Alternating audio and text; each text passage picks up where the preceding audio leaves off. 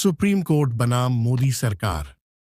क्या उपराष्ट्रपति के जरिए कोर्ट को धमकाया गया? जवाब में चीफ जस्टिस बी.आर. गवई ने दिखाया संविधान का आईना। नमस्कार दोस्तों, स्वागत है आपको इस विशेष सेगमेंट में। हम एक ऐसे विषय पर बात करने जा रहे हैं जो सिर्फ एक राजनीतिक घटनाक्रम नहीं, बल्कि देश की न्यायपालिका की स्वतंत्रता और उसकी गरिमा से सीधा जुड़ा हुआ है। क्या हुआ है मामला? कुछ समय से मोदी सरकार और सुप्रीम कोर्ट के बीच एक अदृश्य लेकिन तीव्र टकराव चल रहा है।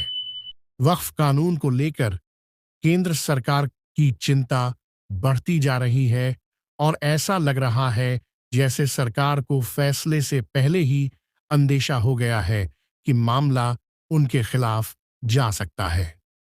इसी बीच एक बड़ा घटनाक्रम सामने आया। राष्ट्रपति भवन से सीधे सुप्रीम कोर्ट को भेजे गए 14 सवालों की एक चिट्ठी। ये चिट्ठी उस वक्त सुप्रीम कोर्ट पहुंची जब नए चीफ जस्टिस बी.आर. गवई ने कार्यभार संभाला ही था। सवाल उठता है, क्या यह एक संवैधानिक मर्यादा के खिलाफ कदम था? जस्टिस शेखर यादव का मामला। इलाहाबाद हाईकोर्ट के जस्टिस शेखर यादव, जिनके खिलाफ सुप्रीम कोर्ट ने एक इंक्वायरी शुरू की थी, उन पर गंभीर आरोप लगे थे, जैसे मुस्लिमों को कट्टरपंथी कहना। यह भाषा किसी जज को शोभा नहीं देती। लेकिन चौंकाने वाली बात यह है कि केंद्र सरकार ने इस इंक्वायरी को तुरंत रोकने के लिए हस्तक्षेप किया और उपराष्ट्रपति जगदीप धनखड़ की ओर से चिट्ठी भेजी गई। क्या एक संवैधानिक पद पर बैठे व्यक्ति को न्यायिक प्रक्रिया में इस तरह हस्तक्षेप करने का अधिकार है? सुप्रीम कोर्ट बार एसोसिएशन के अध्यक्ष और वरिष्ठ अधिवक्ता कपिल सिब्बल ने इसे न्यायपालिका की स्वतंत्रता के खिलाफ करार दिया। चीफ जस्टिस गवई का सधा हुआ जवाब, जब यह पूरा मामला बी.आर. गवई के सामने आया, जो उस वक्त विदेश में थे, उन्होंने केवल 2 पंक्तियों में पूरी स्थिति का जवाब दे दिया। Judicial activism should not become judicial terrorism. इन 2 पंक्तियों में चीफ जस्टिस ने उस पूरे दबाव को नकारते हुए एक स्पष्ट संदेश दिया। सुप्रीम कोर्ट संविधान का रक्षक है और कोई भी सरकार, चाहे वह कितनी ही ताकतवर क्यों न हो, न्यायपालिका को झुका नहीं सकती। बड़े सवाल। 1.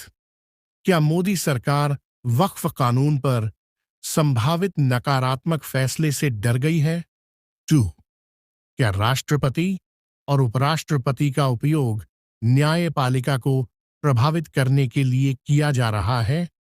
3. क्या एक नफरती जज को बचाना संविधान की भावना के खिलाफ नहीं है? 4. क्या सुप्रीम कोर्ट आने वाले दिनों में फिर से इंक्वायरी चालू करेगा? राजनीतिक संदर्भ में क्या संकेत हैं? राहुल गांधी पहले ही कई बार इस बात को उठा चुके हैं कि भारत की न्यायपालिका पर लगातार दबाव बनाने की कोशिश की जा रही है। जब एक जस्टिस, जिन पर सरकारी हित में फैसले देने का आरोप था, रिटायर हुई और बार एसोसिएशन ने उन्हें विदाई तक नहीं दी, तब से यह बात और साफ हो गई कि जजों पर राजनीतिक दबाव कोई गुप्त बात नहीं रही। आपकी राय क्या है? क्या आपको लगता है कि देश की न्यायपालिका आजादी से काम कर रही है? क्या उपराष्ट्रपति और राष्ट्रपति के जरिए दबाव बनाना लोकतंत्र के लिए खतरा है? नीचे कमेंट में अपनी राय जरूर बताएं। वीडियो को लाइक करें, अपने दोस्तों के साथ शेयर करें और चैनल को सब्सक्राइब करें, ताकि हम आपके लिए ऐसी सच्ची, विश्लेषणात्मक और बेबाक रिपोर्ट्स लाते रहें।